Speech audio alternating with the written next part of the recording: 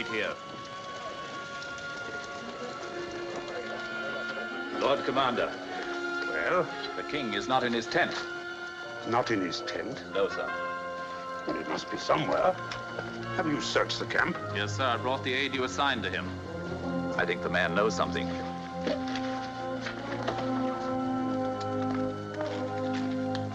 That is the man, sir. You were assigned to attend the king? Yes, sir. Where did he go?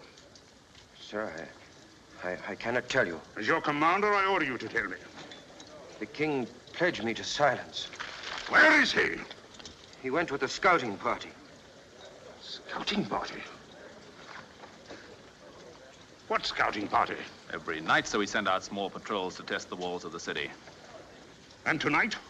Tonight, the waterway under the north wall. A patrol of 20 men under Captain Uriah.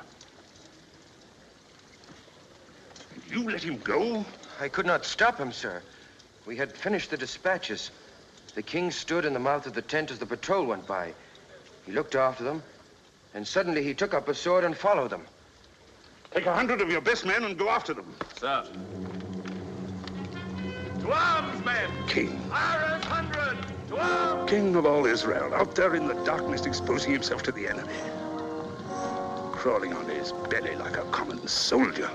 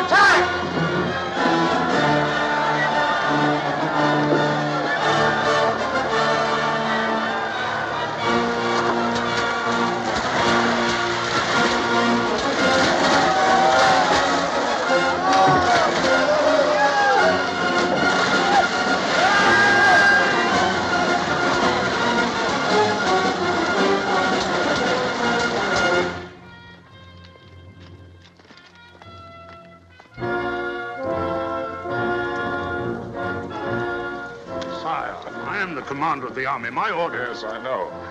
We'll speak of it later. Come in, Your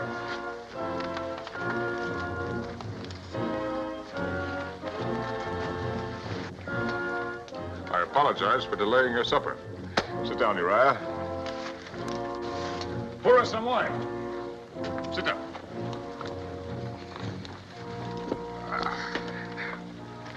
Sire, you're wounded. Let me call the physician. No, let it alone. It's a long time since I've shed any blood. It's good to have proof that it still runs in my veins. Sit down, George.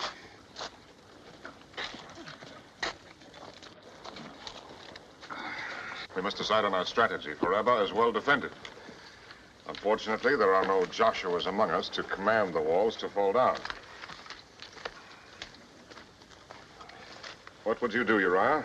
I can speak for the men, sir. Every man in the army would be glad to die for David. 1,000 dead, perhaps 2. 1,000 vineyards and flocks left untended. 1,000 women wailing on my doorstep. You have a wife, Uriah? Yes, sir. She will come to my door in tears. If I am unlucky. No, it is a certainty. In wartime, the best are always the first to die. Then her tears will be tears of pride. You are too young to know much of women and too brave, whereas I am a coward. A coward, sir? My men go into battle singing an old song. Saul has slain his thousands, and David his 10,000s. That was years ago, when I was captain of 100 like yourself. I was not the king. You will serve me better if you live, Uriah. Come, George. Remain seated. Continue with your meal.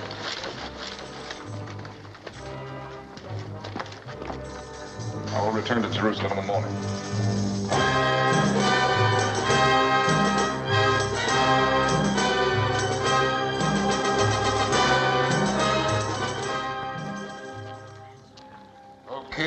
Judah and Israel live forever.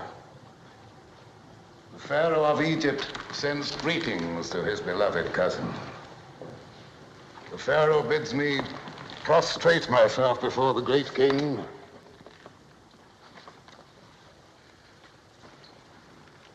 and to present this humble token of Egypt's regard.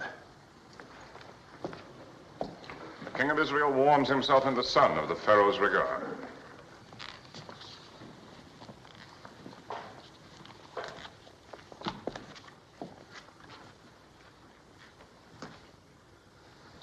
My beloved cousin, the Pharaoh, probably hopes that I'll cut my throat with this.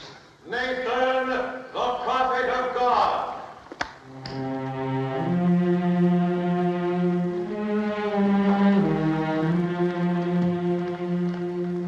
God walk with David.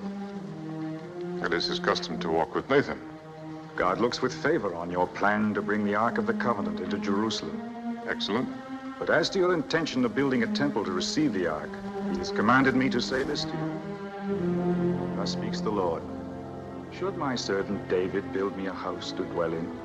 For I have not dwelt in a house since the day I brought the Israelites up out of Egypt, even to this day, but have lived in a tent. Have I ever, in all these years, demanded that a temple be built for me?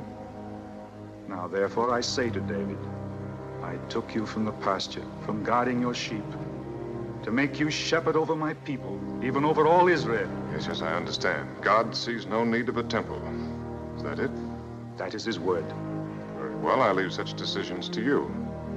To God, sire. Whatever you like. You may take full charge of the arrangements to bring the Ark here from Baal, Judah. My father, will you hear my petition? Amnon, my son, you need not beg for an audience. You promised me as the heir to Israel all the vineyards north of the Mount of Olives as far as the borders of Ephraim. Yet you have given the large vineyard on the Gibeon Road to Absalom. Did I?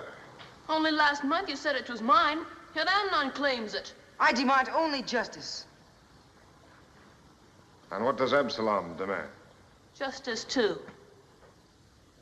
Then no matter how I decide, I am unjust. The vineyard belongs to Amnon. Thank you, my father.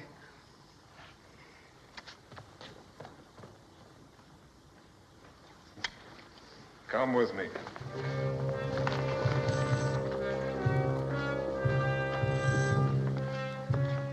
Try to understand my problem.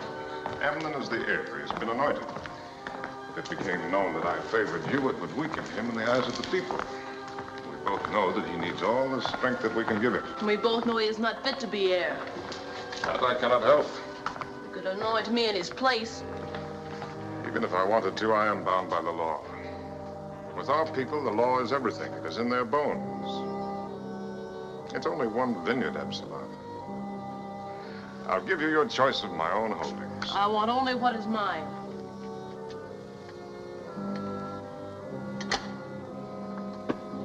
Here, take this.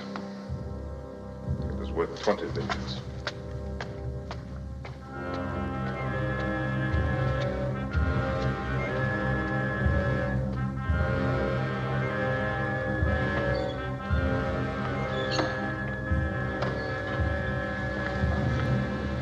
Michael, I did not expect to see you here. Does my presence displease the king? Of course not. You're always welcome. If the sight of me is so welcome, why haven't you come to my chamber since your return? I had much on my mind. Yet you found time to greet your other wives. I was the first. And now I'm the last. If you had been with the others, I would have greeted you too. You remain aloof by your own choice. There was a time when you thought well of my aloofness. I make no objection to it now. Do as you please. How graciously. You give your royal approval. Your sarcasm is wasted. We both know that royalty is a fraud. It was no fraud when my father was king. I've never denied that Saul was every inch a king.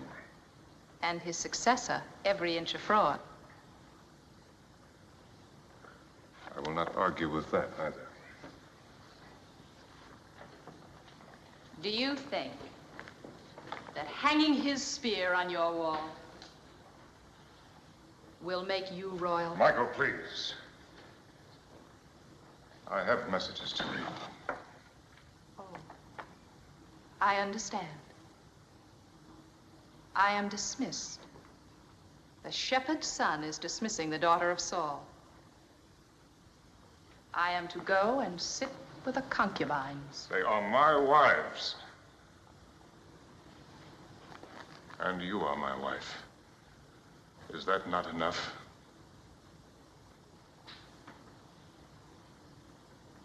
Why did you marry me, David? Why? Because I loved you. You lie. You have never loved anyone but yourself. David, meaning beloved. David, the beloved of David. Whatever you say. My love was wasted. You had no need of it.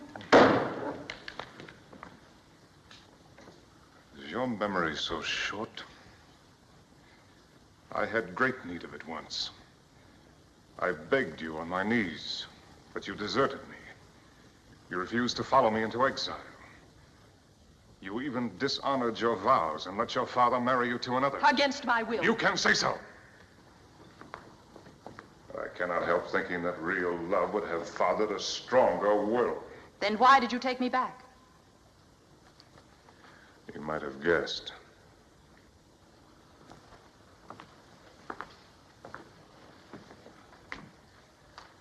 Without Saul's daughter at my side, the northern tribes would not have acknowledged me as king. By taking you back, I made Israel one.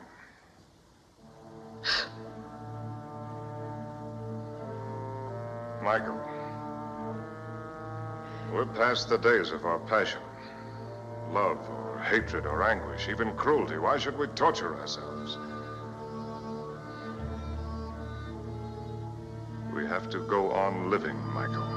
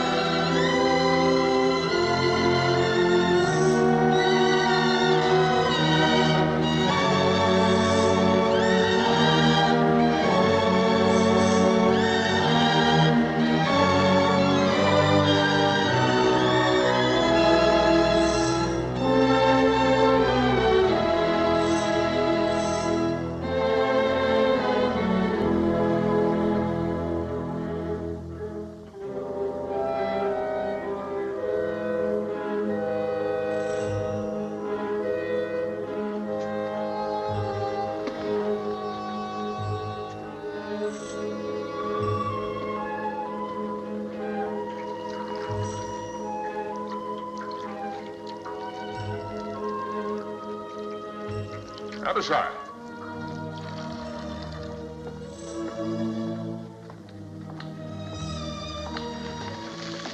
There's a house.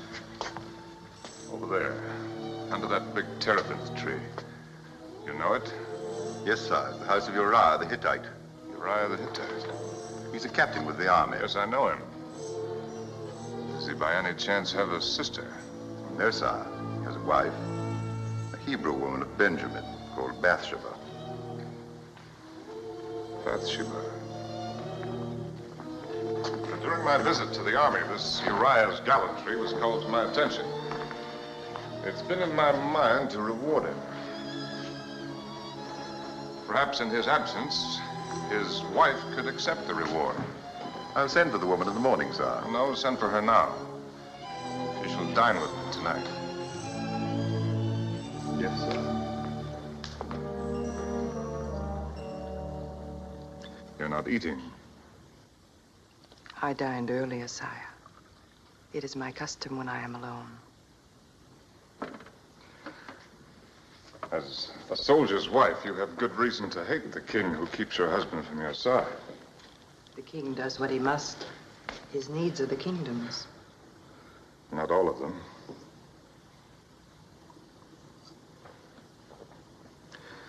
His wine is Phoenician. I find it mellower than ours. It has the blandness of the sea air. Have you ever visited the coast? No, sire. I lived for several years among the Philistines. A cold people like their sea. We Hebrews are of the desert. We breathe its wind and our blood runs hot with it. Our emotions are fierce like the desert wind. We worship our God fiercely. We love fiercely. We feel sorrow fiercely. Even the lesser sorrows like the absence of a loved one. Has Uriah been away for long? We have been married 7 months. Of this time, we've been together 6 days. A poor return on the hopes of your betrothal. You are generous indeed not to hate me. I had no hopes, sire. I first saw Uriah on our wedding day when my father brought me to his house. Then 6 days is the sum total of your love. Of our marriage. Yes, sire.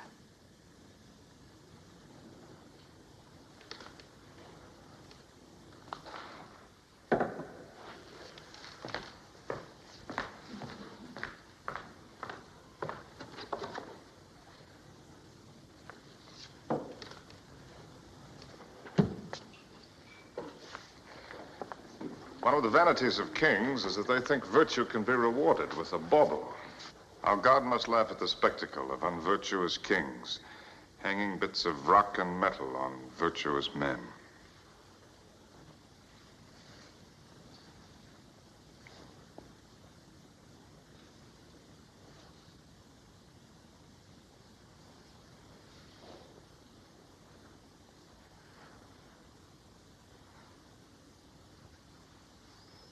That is for virtue.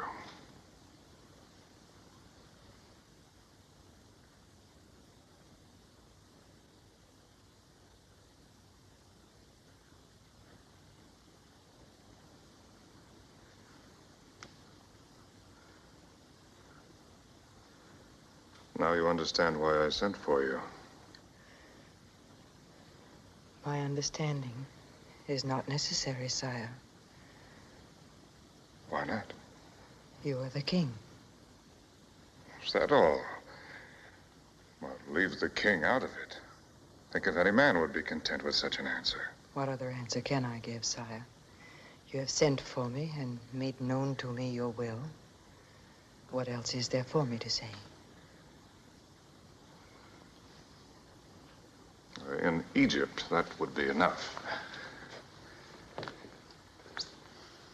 There, the Pharaoh has certain rights he can command, but even if I had the right, I've never used my power to take anything by force.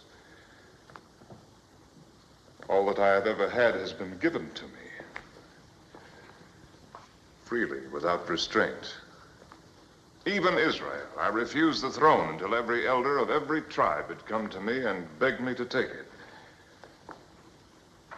It's been a kind of pride. My pride, never to force myself on anyone.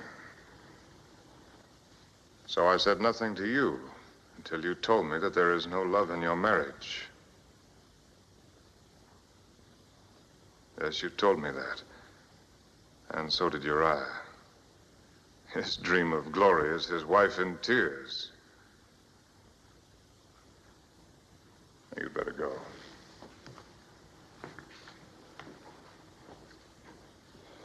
Oh, no, keep that. It's only a stone, but you lend it beauty. Uriah. eyes, a fool. When I looked on you from my terrace tonight, I knew that every future moment spent away from you would be a moment lost. Yet he's found only 6 days for you in 7 months. The perfume of his beloved is the stink of war. Does he think that a man was made only for the agony of battle? Does he call that manhood? Has he no blood, no heart?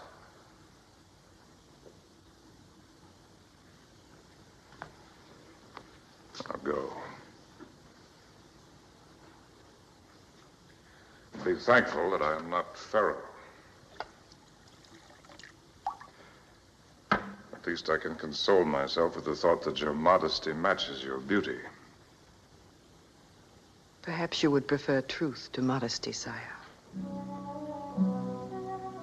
Before you went away, I used to watch you every evening as you walked on your terrace. Always at the same hour. Always alone. Today I heard you had returned. Then you knew that That you would be on your terrace tonight. Yes. I had heard that never had the king found a woman to please him. I dared to hope that I might be that woman. Why are you telling me this now? Why not before? Because first, I had to know what was in your heart. If the law of Moses is to be broken, David, let us break it in full understanding of what we want from each other.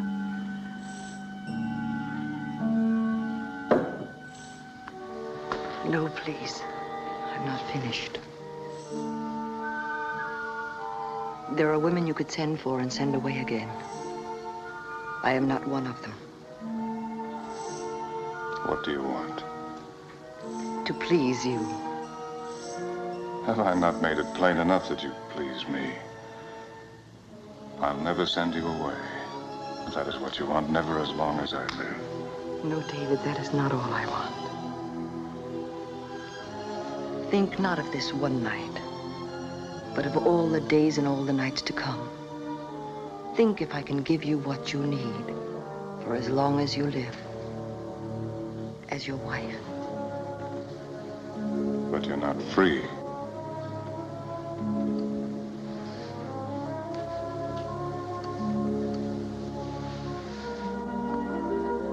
If I were free. The king is not supposed to need anything. Only a fool would suppose that. Oh, then. Friendship. I had a friend once, but I destroyed him. The others who call themselves friends, I never see their eyes, only the tops of their heads as they bow to me. Their hands are extended to me, but palms upwards for favors. Even my own sons. Will I see your eyes, Bathsheba? You will see them. And my hand will be in yours. That much is easy, David. I'm only a man, Bathsheba. I need someone to understand that. I need the kind of understanding that only one human being can give to another. I need someone to share my heart. The man I watched from my window was not the king, but a man whose heart is well worth the sharing.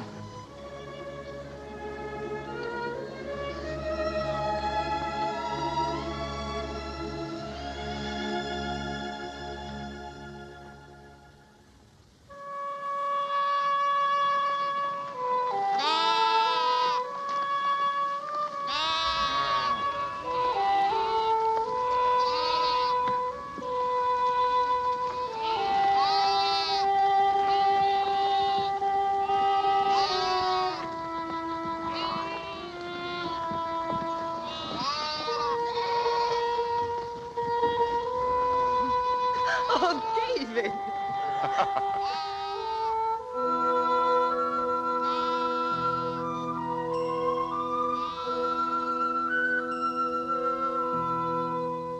No, David. The boy, he'll see us. No matter. Shepherd boys learn early about life.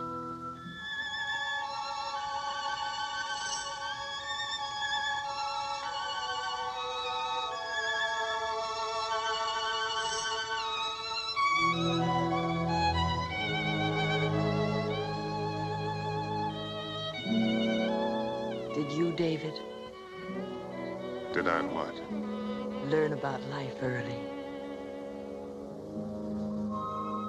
Before I was 12, I knew almost everything there was to know about life. And death. 12, I'd killed wolves. 13, a man. Tell me. Not about the killing. Tell me about the boy you were.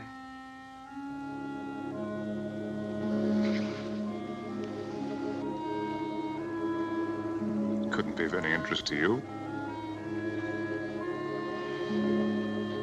A woman is interested in everything about her man. Particularly in what he was before she knew him. Well, there's not much to tell. I was a shepherd like thousands of others in Judah.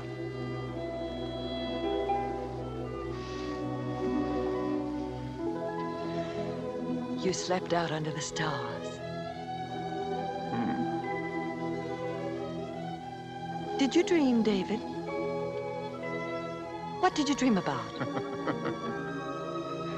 Surely a man is entitled to the privacy of his dreams. Then they were of women. Naturally. A whole procession of them. And every one of them ravishingly beautiful. I'm jealous of every one of them.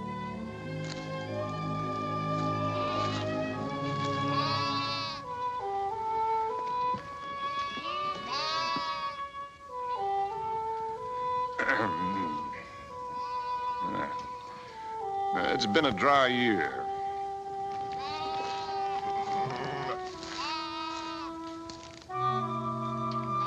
The shepherds are driven early to the wells.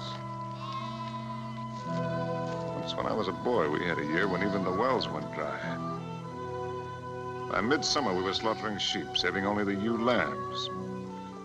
That was the year that I fought the wolves. Tell me. Well, they've been made desperate by hunger.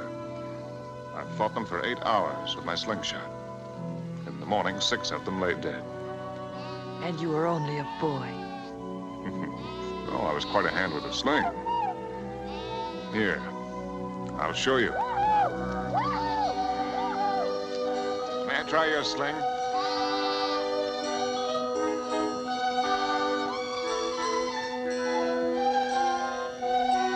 Now, that tree. Watch.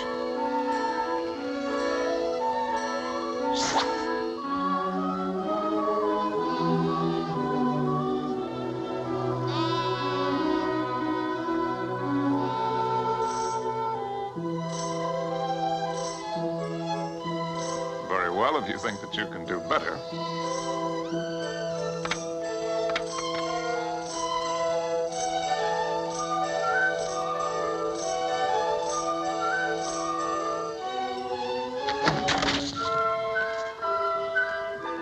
Yes.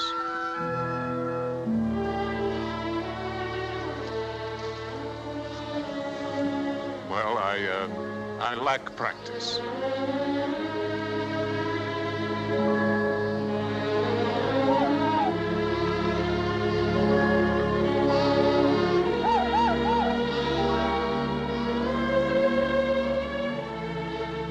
David, did you really kill Goliath? After seeing me with that sling, how could you doubt me? Was he truly as big as they say? Well, I will admit that he grows a little bit bigger every year.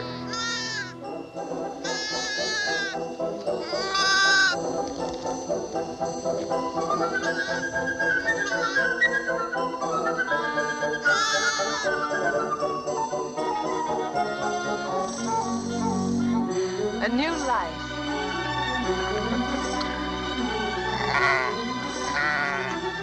Oh, there's his mother. She's caught in the brambles.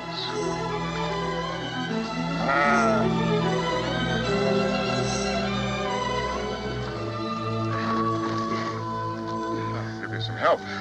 Thank you, sir. Now, let's clear those hind feet. No, use both hands.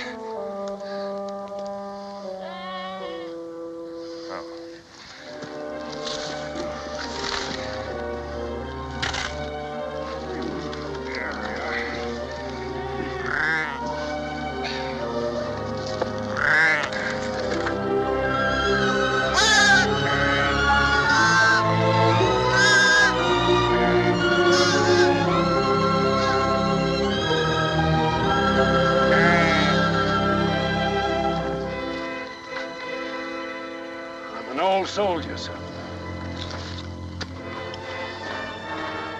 They fought for the king. David? Not him, sir. For the king. King Saul. It was in his last battle. There, at the Mount of Gilboa. It's peaceful now. Good grazing for the flocks, though we lack rain this year. But that day it rained blood. Yes. I saw the king die. Saw him fall on his sword when he knew the battle was lost. Tell me, did you also see the king's son die? Jonathan. Yes, sir, I did. You see that rock that juts out from the face of the mountain? The big one, with a sun on it. Prince Jonathan stood there with a loyal friend on each side of him. He fought there the livelong day. His friends went down, but still he fought against tens, then against hundreds. They overwhelmed him. Those Philistines and their brass and heathenish helmets. It was a black day for Israel. The king gone, Jonathan gone. None worthy to take their place. Yet Israel found a king in David. Saul was king. Jonathan should be king today.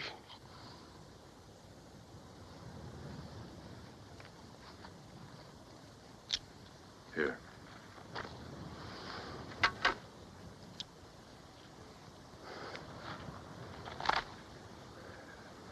Thank you, sir. Thank you kindly.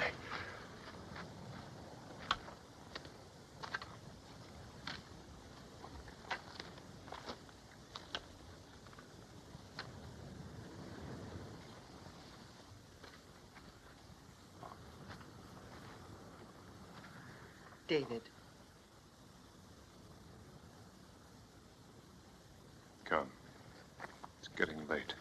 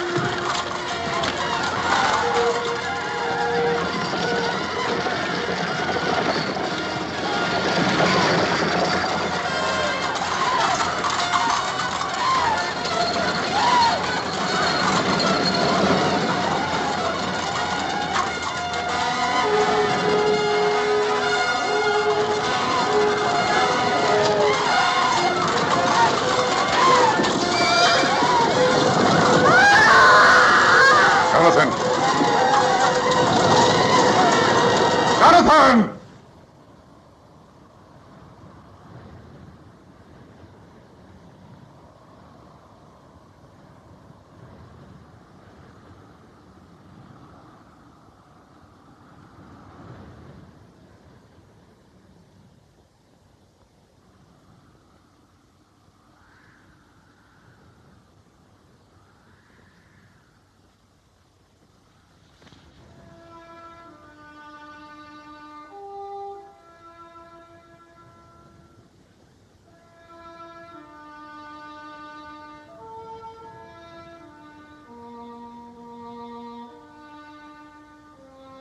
How are the mighty fallen in the midst of the battle?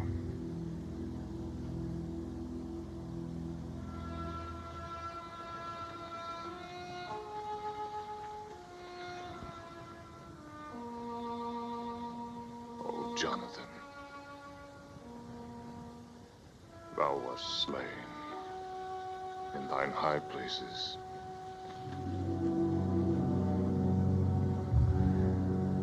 I am distressed for thee, my brother, Jonathan.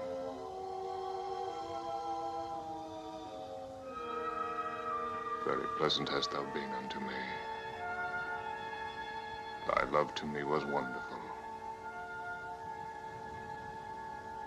passing the love of women. How are the mighty fallen, and the weapons of war perished.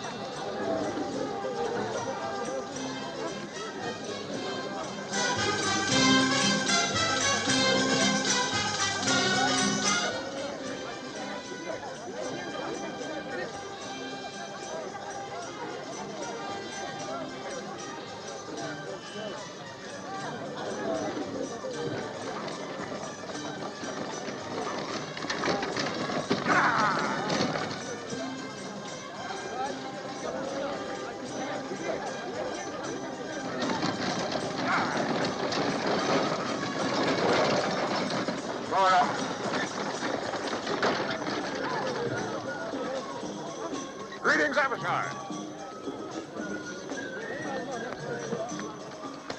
I received your message. Am I in time? Yes, sire. Even now, the caravan approaches Jerusalem.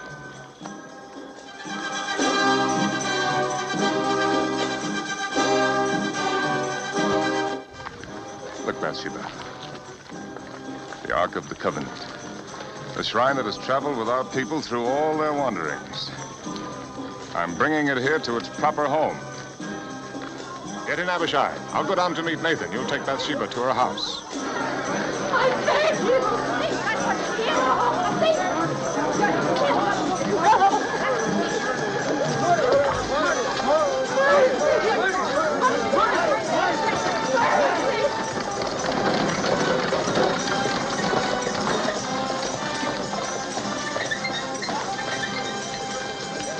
Mercy, I beg you. It's for you to cast the first stone.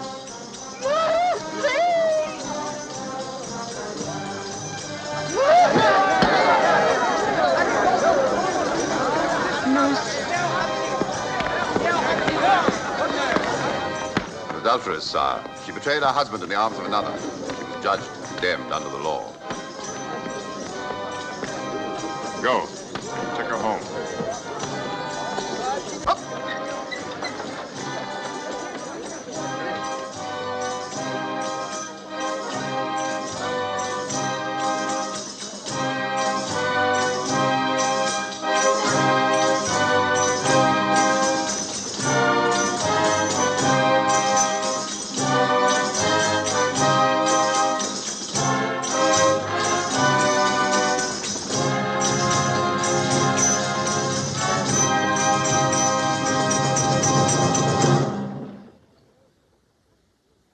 Sire. Nathan?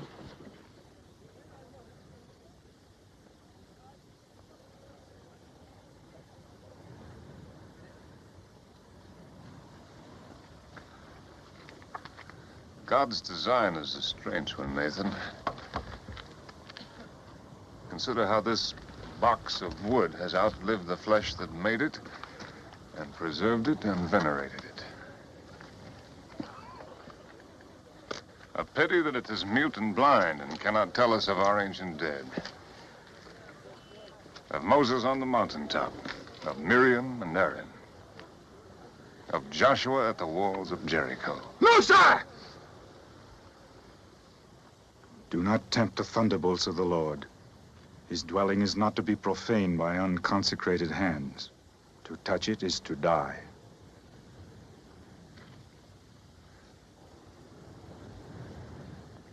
As you say, Nathan.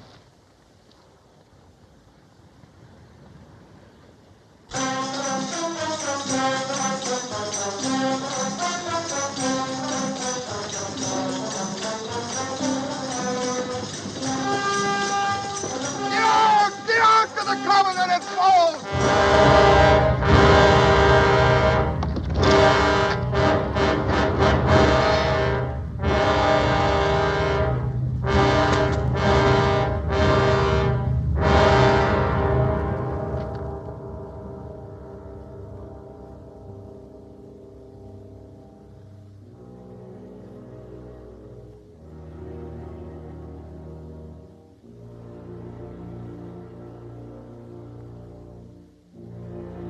Dead.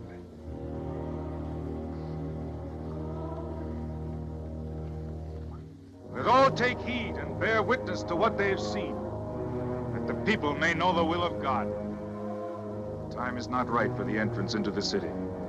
Unhitch the oxen. Let a tabernacle be erected on this spot. Let the ark remain here outside the walls until God has signified the appeasement of his wrath.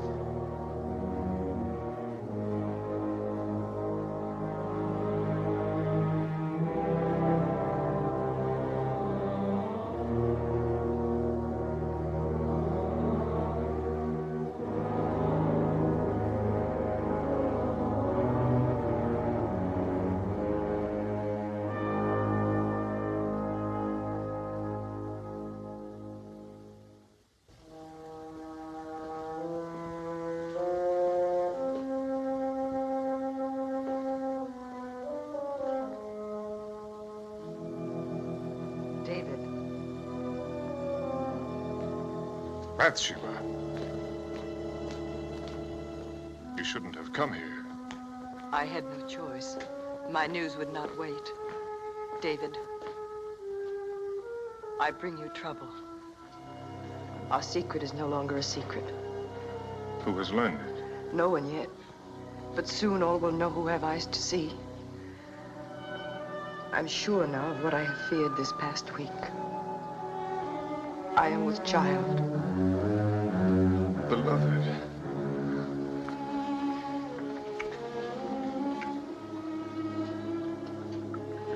No need for tears. You bring me only joy. What man would not be happy to learn that his wife will give him a child? I am not your wife. You are my only wife. Please, beloved, do not be afraid. I am not afraid. Soon enough, we must all go down to Sheol. My tears are for our child who will never see the light. Bathsheba, listen to me. You will not die. The law says that I must. They would not dare. I am the king. The Israelites have had kings for less than 50 years. They've had the law of Moses for hundreds. Then I will give them their kingdom. You and I will flee into Egypt. No, David. Your life is marked out on a certain course. Even you cannot change it. It is God's design.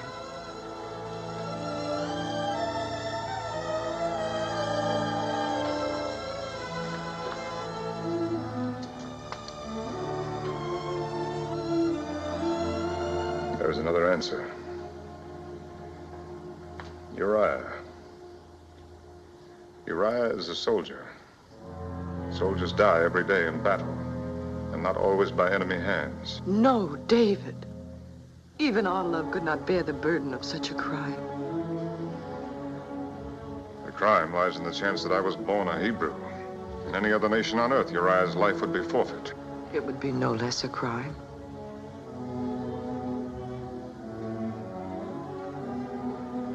If I sent for him, told him everything. We both know what he would say.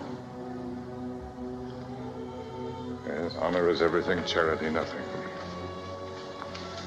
For the sake of honor, blood must flow, lives must be ruined, humanity denied. I can see Uriah now, hurrying to the gate, eager to be the first to cast a stone. Sire.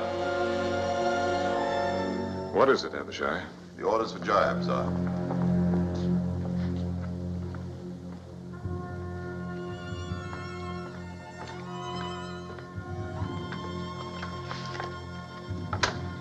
Yes.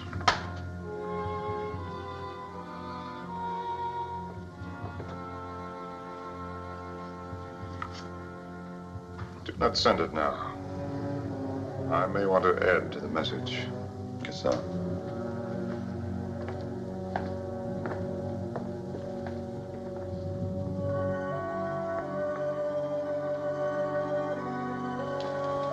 There's another way. Perhaps it will solve nothing. But at least it will gain us time. If Uriah can be made to believe that the child is his, But he has been away almost a year. I will send for him to report on the campaign. He'll be here in Jerusalem one night, perhaps two. You called me your wife. The law calls you his. That is not worthy of you, David. It tears my heart to suggest such a thing. But it is your life, beloved. Your life. It is shameful what you ask. There is no shame too great. No act so vile that I would not commit it. It would save my love.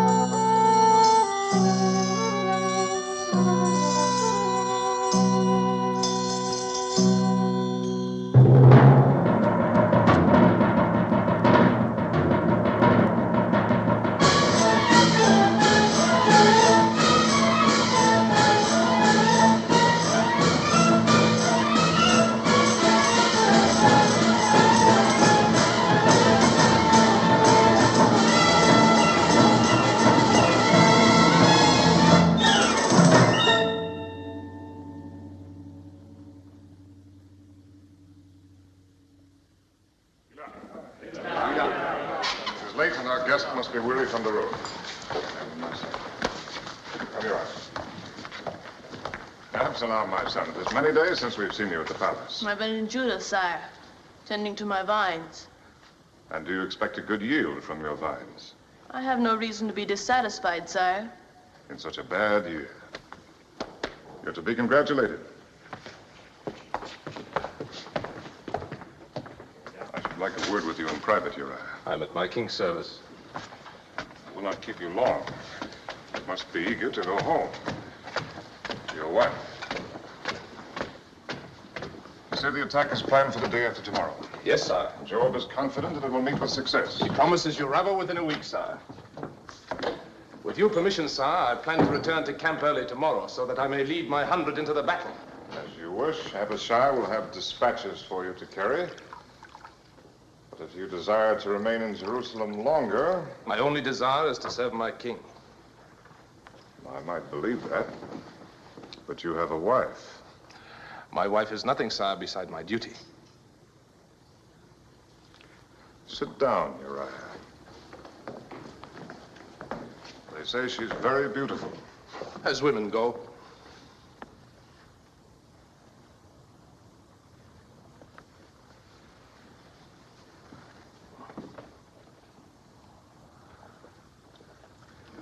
A woman does not always share her husband's devotion to duty. Have you ever tried to think of things from her point of view? No, sir. But supposing her wishes and yours come into conflict?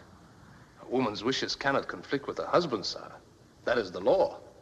The law? The law can only control what we do, not what we think. What does your wife think, Uriah? I do not know, sire. Is it possible that you believe that she does not think or feel? A woman is flesh and blood, Uriah, like us. Perhaps even more so, because we give her so little to think of but matters of the flesh. In all our history, only a handful of women have been permitted to write their names beside the men.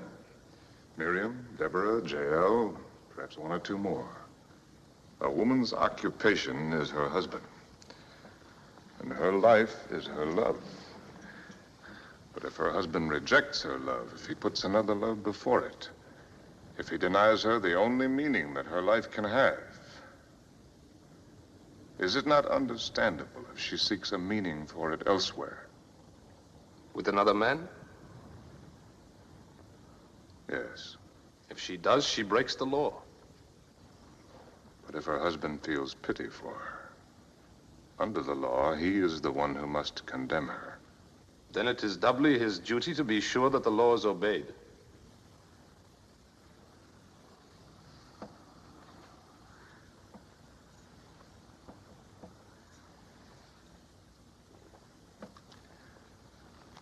Would you condemn your own wife, Uriah? Bathsheba? But that is not possible. But if it were possible? I would not hesitate to do my duty, sire. You would force her to suffer the most horrible of deaths. Let the mob drive her like a dog through the streets to the city gates. Watch the cruel stones strike her flesh. Yes, sire. If she had broken the law.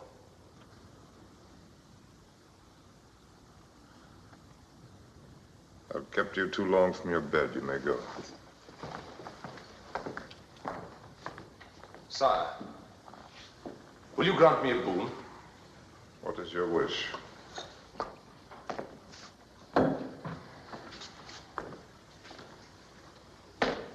When Abishai prepares the dispatches, let him say this to Joab in your name. Set Uriah in the forefront of the hottest battle, that he may serve as king to the utmost of his ability. I will consider it, Uriah. My thanks, sire.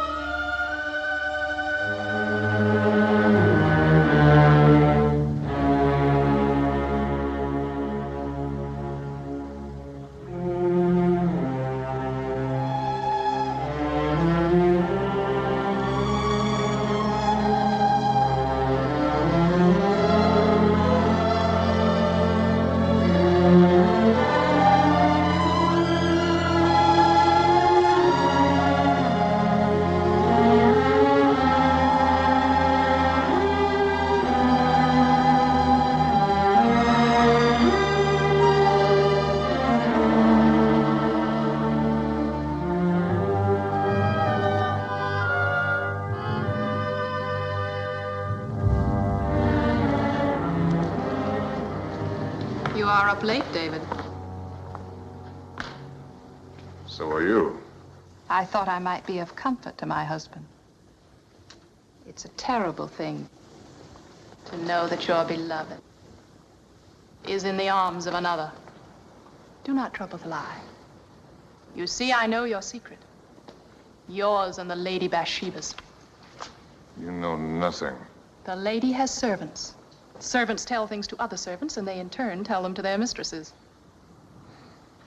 So the daughter of Saul concocts a fantasy from servants' gossip. Bathsheba's condition is no fantasy. And the child she carries is yours. Oh, my husband, I guessed at once why you had sent for Uriah. Only David would have thought of it. A clever trick, worthy of the son of goatherds. Get out. You cannot save Bathsheba now. Your scheme has failed. Uriah has not been to his house all night. Even now, he sleeps here in the palace with the officers of your God.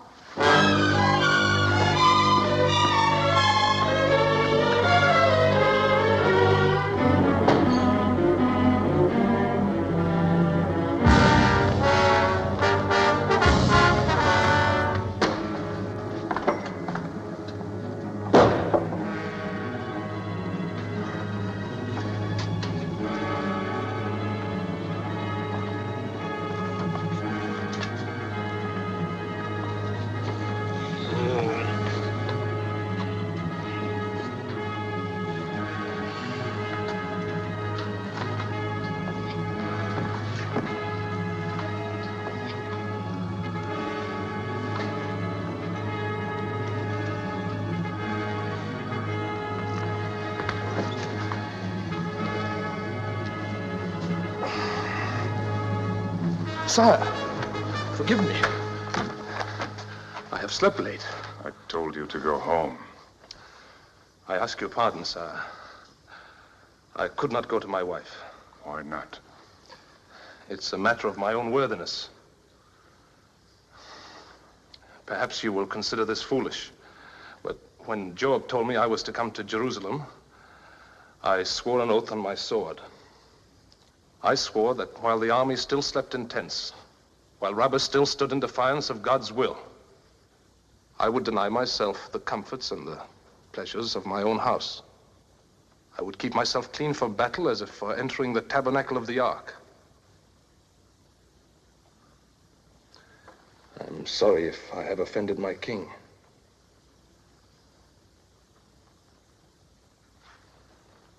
If the dispatches are ready, I will go. You fool. You stupid, lying fool.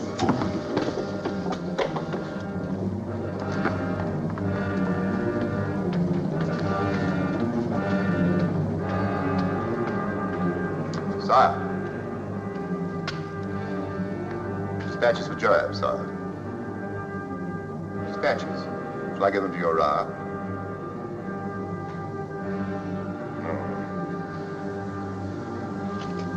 No.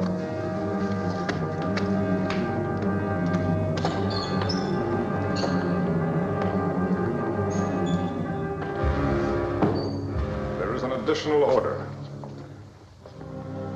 Set Uriah in the forefront of the hottest battle. It is his own wish, Abishai. Even his own words.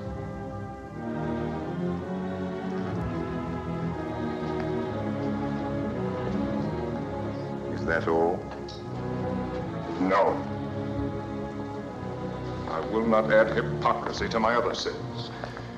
Even if Joab should understand what I intend, I cannot ask him to share the burden of my guilt. Here is the order. Set Uriah in the forefront of the hottest battle and retire from him that he may be smitten and die. Yes. When it is finished, seal it and give it to Uriah. Yes, sir.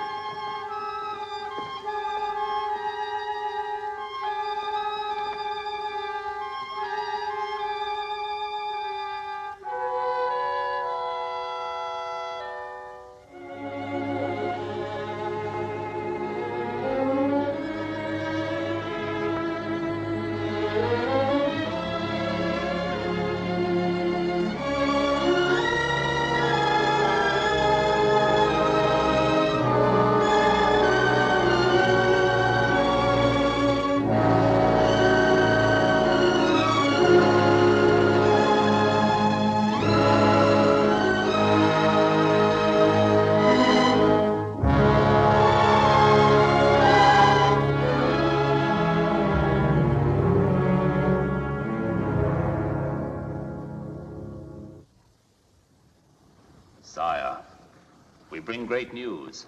The walls of Rabbah have been breached. When we left, there was fighting in the streets of the city. Joab bids me urge you to come to Rabbah with all speed to receive the surrender of your enemies.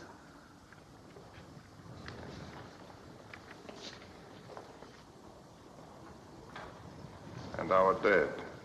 Our losses have been heavy, sire. Of the captains of 1,000, Abimelech, the son of Jerubbaal, and Heled, the son of Ikesh. Of the captains of 100, Hezro the Carmelite, Egal, the son of Zelik, Ittai, the son of Ribai, Abiel, the Arbathite, Eliam, the son of Reuben, Shammah, the Harodite, Uriah, the Hittite, Bani, the Gadite, Asmaveth, the son of Eli, and many more are wounded. How did Uriah the Hittite die? There was a mistake in the order, sire. Uriah advanced too far into the breach and was cut off from his command. When you have eaten and rested, prepare to return to Rabbah. I will ride with you. Sire.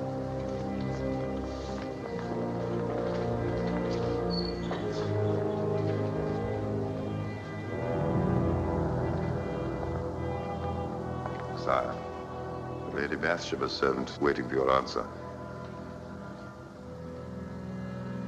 Go to Bathsheba. Tell her that Uriah is dead.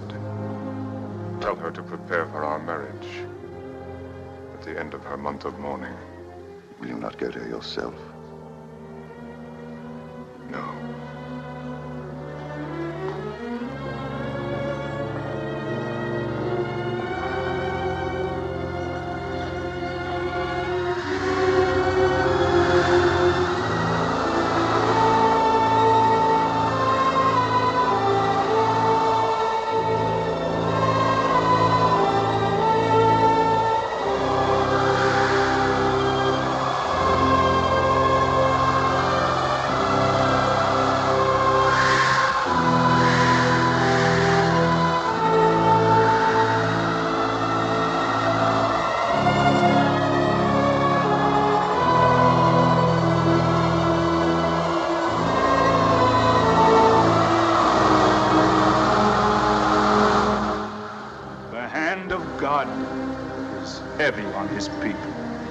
Thus speaks the Lord.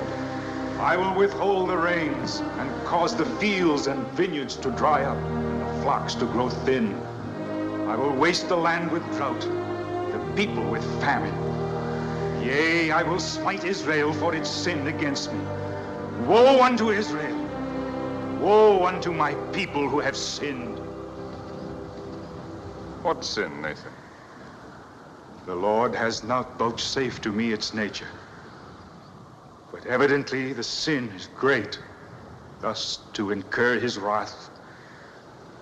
Does it take so much to make him angry? That soldier who laid hands on the ark, he was only trying to be helpful. It is not for us to question the ways of the Lord. I question nothing. Yet the sun was hot that day. The man had been drinking wine. All were excited when the ark began to fall. Is it not possible that the man might have died naturally from other causes? All causes are of God. We've had droughts before, Nathan. I'm buying grain in Egypt and Philistia. There will be enough for everyone until the rains come if I have to empty my treasuries. Now, what more can I do? Is there anything else? Yes, sire. I have sat in the gate and listened to the people talk of the king. What do they say? They say that David is no longer David. They say that he neglects his duty, that he is often away from the city. When he is here, he has turned his face from his people. Petitioners are sent away from his door without a hearing. In hard times, it's natural that some will complain. Complain, yes, sire. But not talk openly of overthrowing the king. Explain yourself. The hearts of the Israelites are turning after your son. It's difficult to imagine poor Amnon winning anyone's heart. Not Amnon, your second son, Absalom. Boy? Every day he is at the gate seeking those you have turned away. To these he says, "Oh, that I were made a judge in the land. that all may come to me and receive justice. Confine yourself to the affairs of God. Leave the affairs of the kingdom to me. Sire. Oh, Abishai, I have orders for Joab. The king forgets that he too is a servant of the Lord.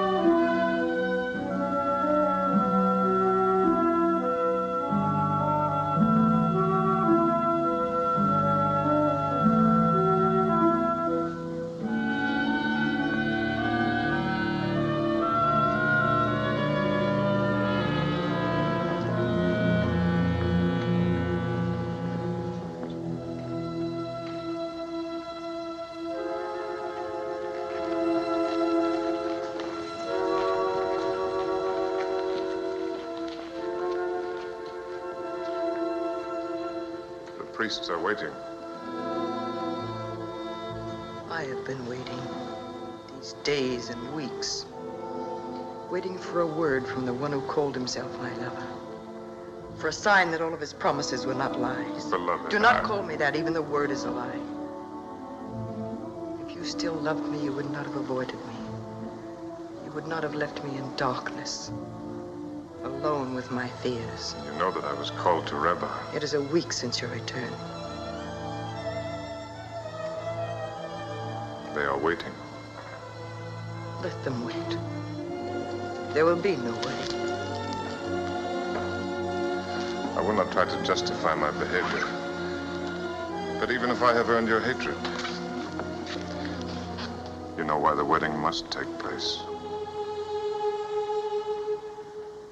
I could more easily find courage to face the stones of the mob. If our marriage is no more than an act of charity on your part, then say so. If I have lost your love, tell me, and I will trouble you no longer. I am not a beggar, David. Beloved, it is I who am the beggar. I beg your patience. If you love me, say no more. Take my love on faith. It is yours, and will always be yours.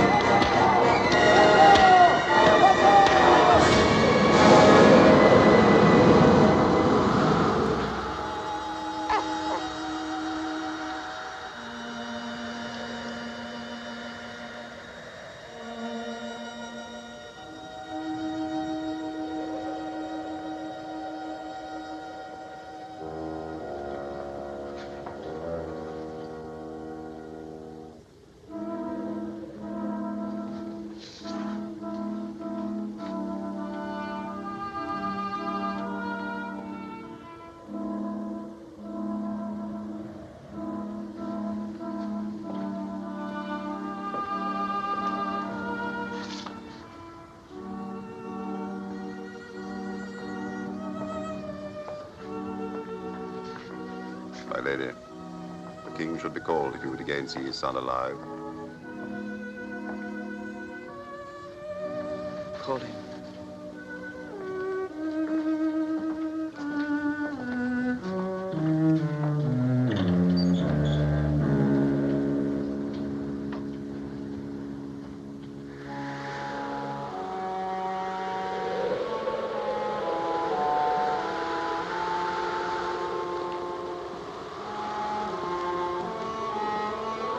Sire.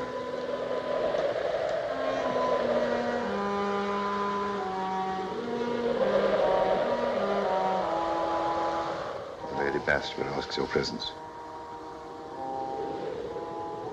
The child is better. No, sire.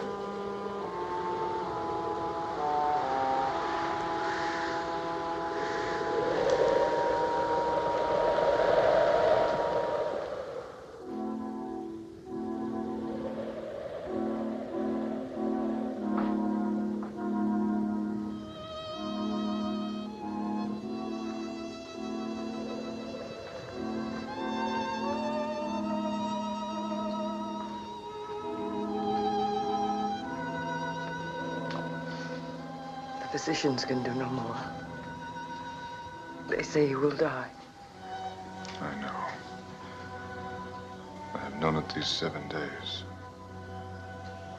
I have lain in sackcloth on the earth. I have fasted. I have tried to pray. My prayers were only words going out into emptiness. They fell on no ears but my own.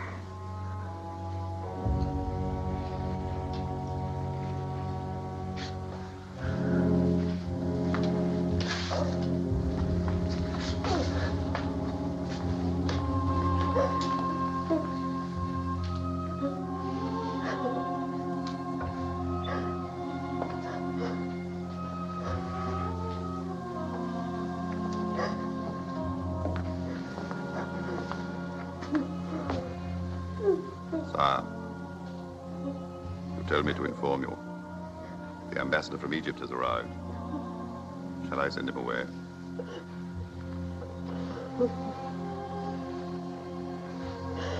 Now I will go down.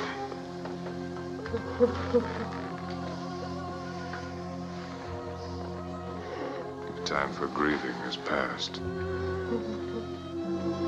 Will it bring my son back if I mourn for him?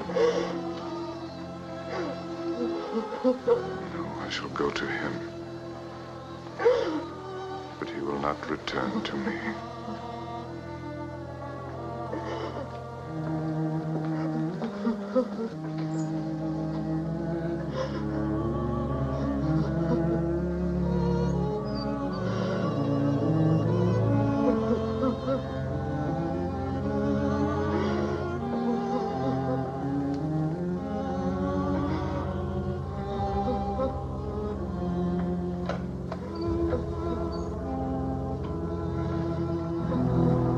The heart of the Pharaoh bleeds for his cousin and for the people of Israel. But alas, the Pharaoh's storehouses are empty. There is barely enough grain to feed Egypt. The heart of the Pharaoh cannot bleed, for it is bloodless. The storehouses of Egypt are full. My sacred Osiris, I swear to you I speak truth. Dog of Egypt, you lie. And your master lies. This is only what I expected. Charity is not to be found among the virtues of those who make gods of vultures and hyenas. Now go. Nathan, the prophet of God.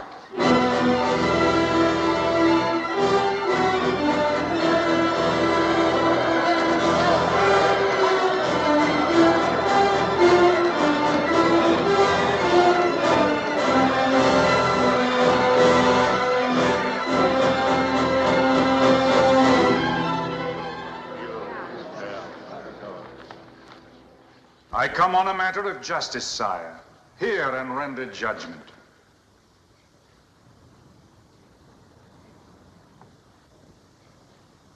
You may speak.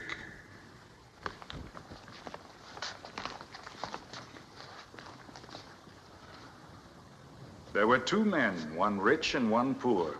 The rich man owned great flocks and herds.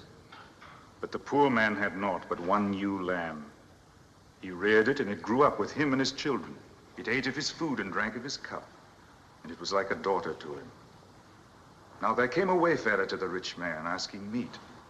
But the rich man did not take of his own flocks, feed his guest. Instead, he took the poor man's one ewe lamb and slew it and prepared it for the wayfarer.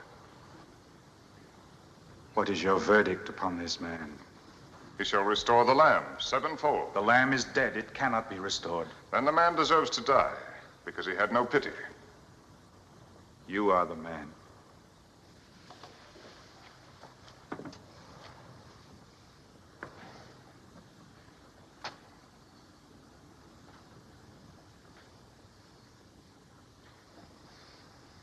You have made me pronounce sentence upon myself.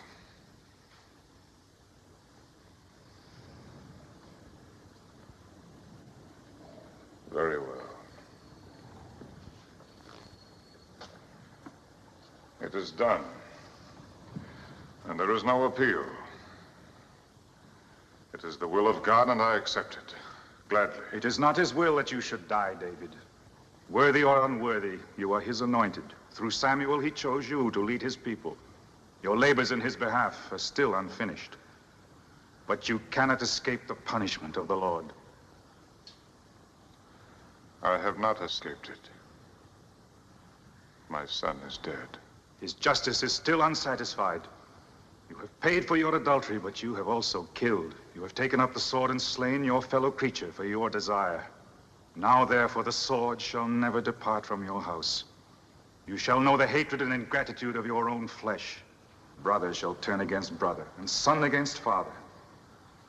The history of David's house shall be a history written in blood. You tell me nothing new.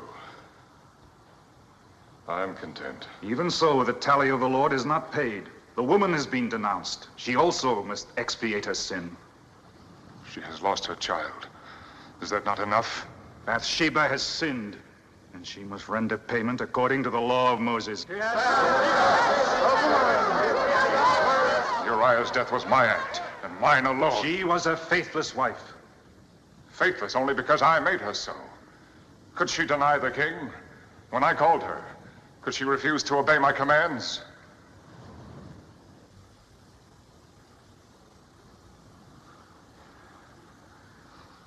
No, she would never lie for herself. And I will not lie for her. But even if she sinned, she has done no evil.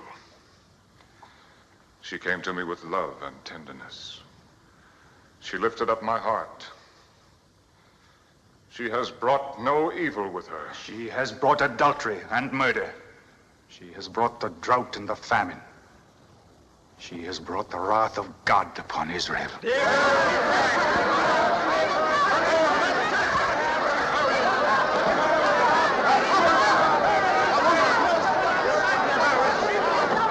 know the law, and so does David. Yes, I know the law. Where are the accusers?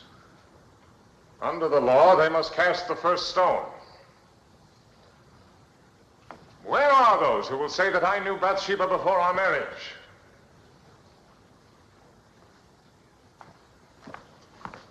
Who will dare to say it to my face?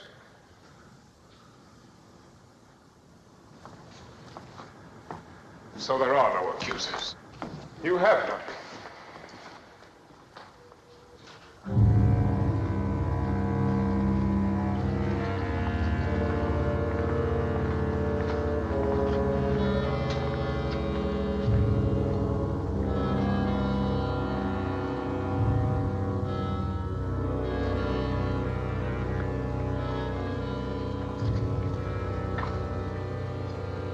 Michael. I cannot find it in my heart to blame you for what you do. But you, Absalom, my son, have I given you cause to hate me so? Go, David, and bring Bathsheba here to face her judges. You have made her a queen in Israel. It is not fitting that she should be dragged to judgment by the people.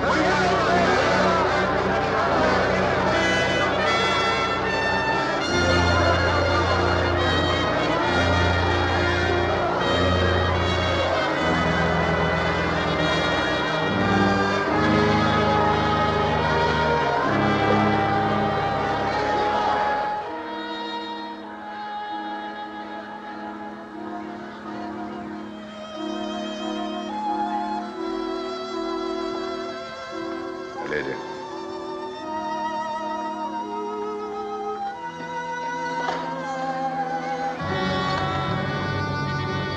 Abishai, go to the stable and get horses. Bring them to the gate in the garden wall. Yes, sir. No, not that way. They'll be watching. Go by way of the terrace. Get me out of the city before they know that we've gone. Sire! The palace is surrounded. Call the guard. Surely my own bodyguard can be trusted. Go! Go!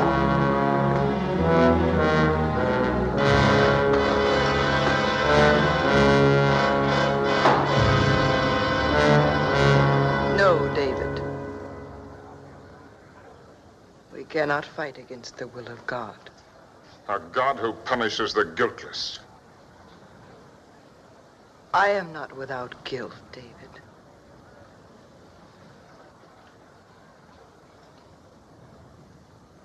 Now I know how Uriah died.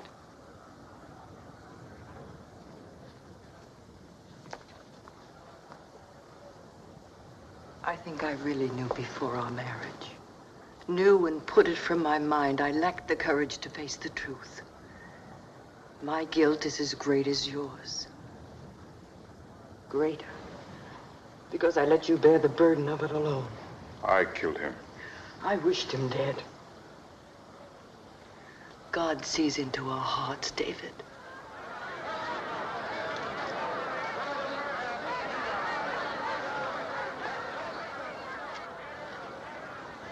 I am ready.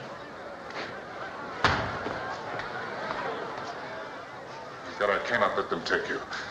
I cannot let you die.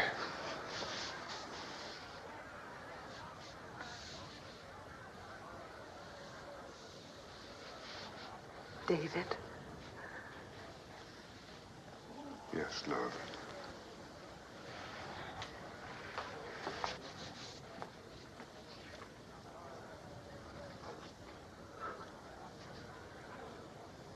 In all our time together, you have never played for me. Something from your boyhood. When you were a shepherd.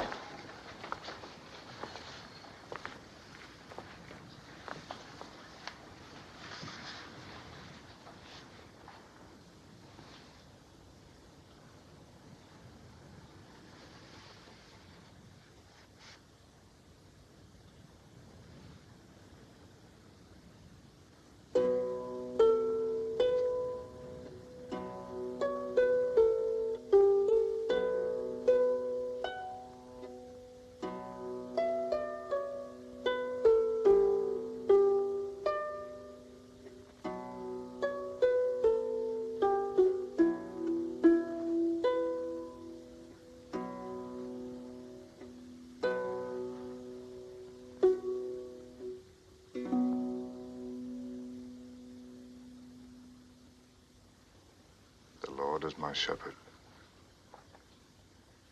I shall not want. He maketh me to lie down in green pastures. He leadeth me beside the still waters. He restoreth my soul. He leadeth me in the paths of righteousness for his name's sake. Yea. Though I walk through the valley of the shadow of death, I will fear no evil, for thou art with me. Thy rod and thy staff, they comfort me.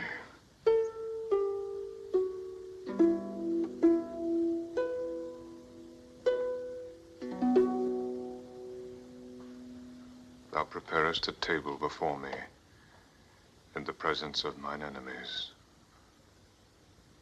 Thou anointest my head with oil. My cup runneth over. Surely goodness and mercy shall follow me all the days of my life. And I will dwell in the house of the Lord forever.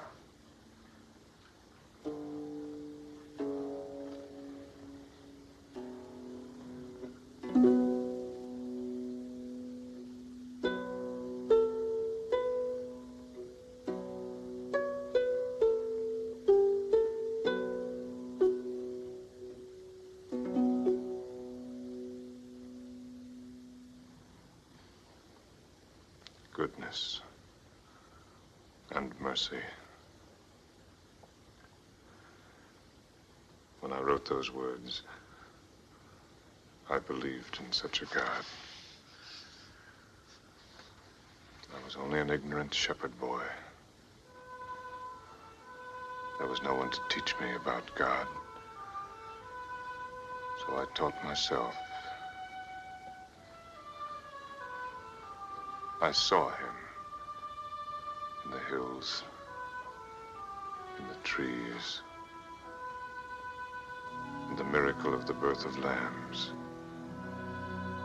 I felt his mercy when the wolves had fled and my flock was safe. When spring broke the grip of snow and ice. When the cool wind blew after the heat of the day. I saw his splendor in the flowers blazing on the hillsides,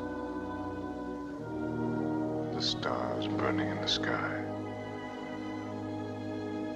and knew his hand in everything.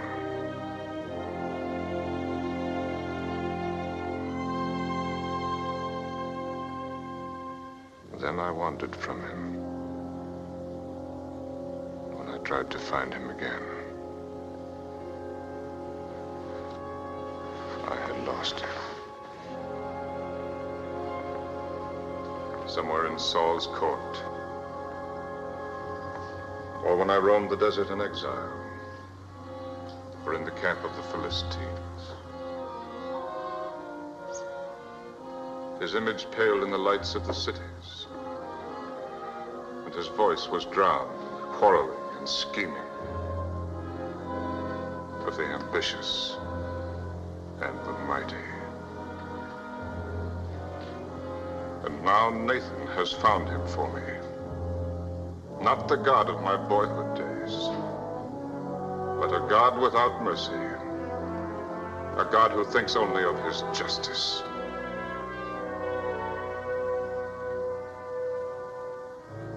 So you must die,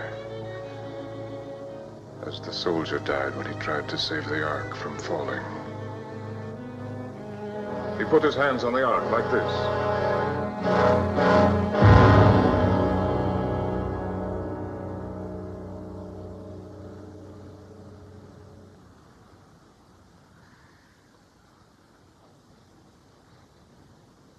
You shall not die.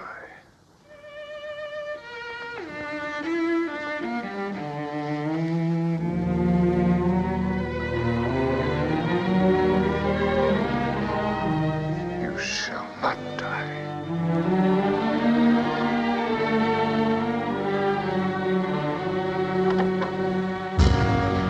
These are all who are willing, sir. It will be enough. Take your stand at this door. If anyone tries to enter, cut him down.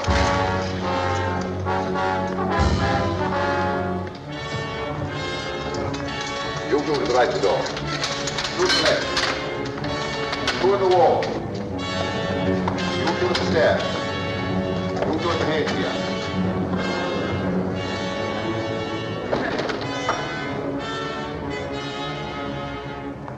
Where's the woman? She is not coming.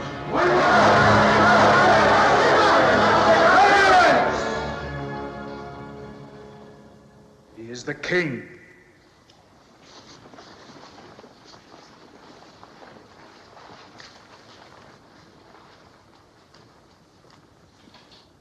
You have heard the word of God. I have heard the word of Nathan. You have told me that God demands justice. That I will believe. But I will not believe that he would condemn a helpless woman for another's crime. Where are you going? To the tabernacle. If God is what you say he is, if this is truly his justice, then let him speak for himself. Will you go to him in anger? He has shown me nothing but anger. He has turned his face from me. It was David who first turned his face from God. Once there was a David who knew how to pray, who sought nothing for himself at the hands of God, who found his strength in faith alone. If that David still lives, his God will not deny him mercy.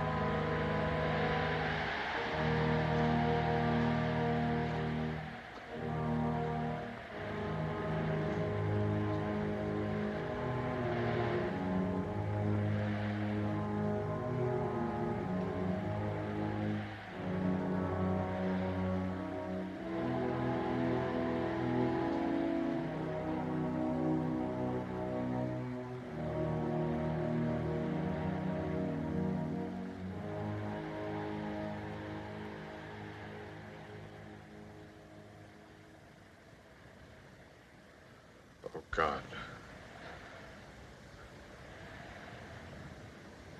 Thou God of my early youth, hear my prayer. Let thine eyes, which alone see clearly, fall upon thy worthless servant. In all things have I failed thee. My life is a waste. My crimes are many and terrible. To my sons I have bequeathed the evil that is in my blood. I have led my people into misery and want. I have used thee with ingratitude and betrayed thy trust. I have been a faithless shepherd. I am dust in the sight of thine eyes.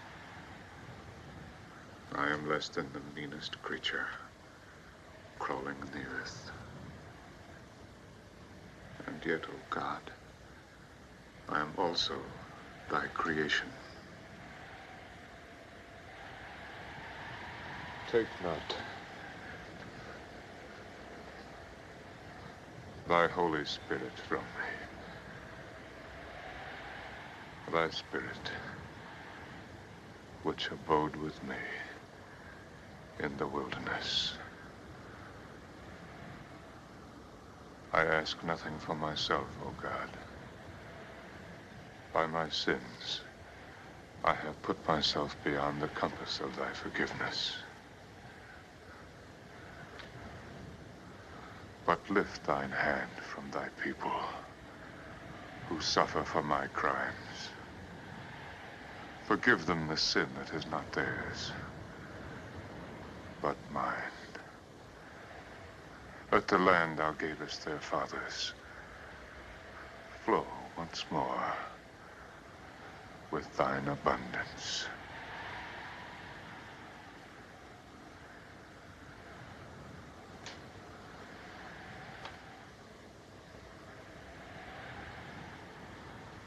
And let Bathsheba live to praise thy name and testify to thy mercy. Show her the loving kindness of thy heart. Cleanse her from sin.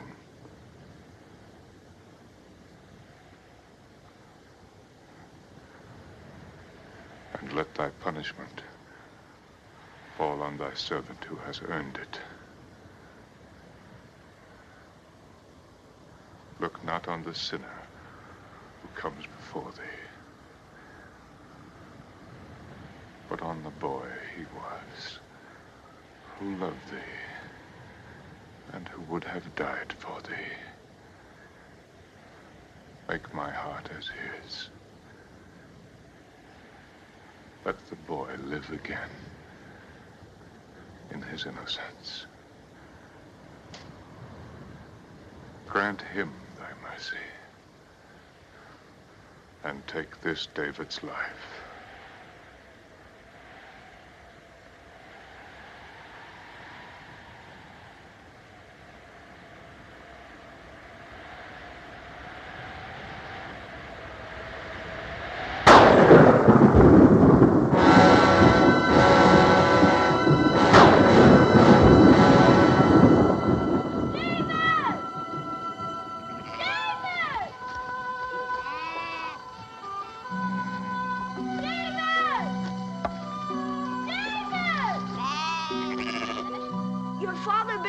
To his house. I am to stay with the sheep. The prophet is there, the prophet Samuel himself. It is said that he comes to choose a king over Israel.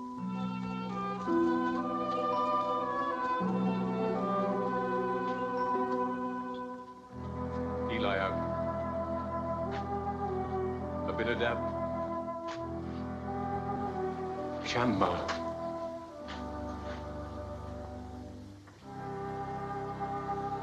The Lord has not chosen one of these. Any father would be proud of such sons. You do well to feel pride, Jesse. But the Lord does not see as man sees.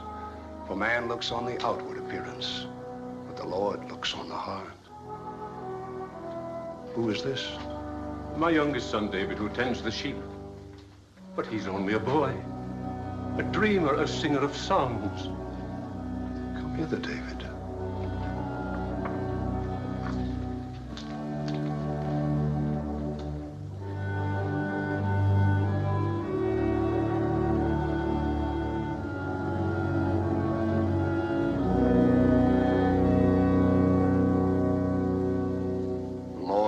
Chosen.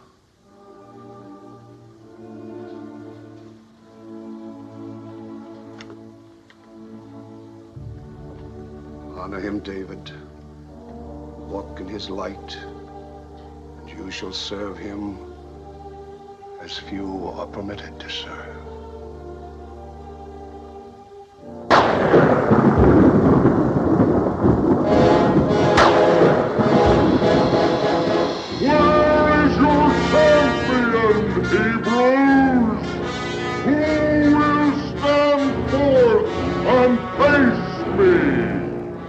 Of Gaza, challenging us to send a champion against him and so decide the battle. Sire, the men have heard his challenge these 40 dawns. They cower like whipped dogs at his voice. Unless he is met, and soon, our cause is lost.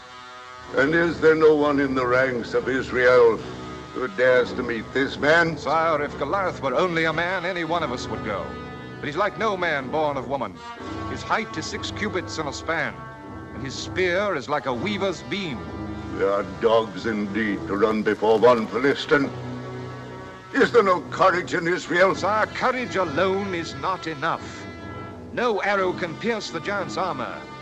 No spear can thrust beneath the reach of his arms. He casts his spear 100 long paces. We call ourselves the chosen of the Lord. Are we to let the enemies of God take Israel because we lack a champion? Sire, I will meet Goliath. Who is it that speaks? Come forward.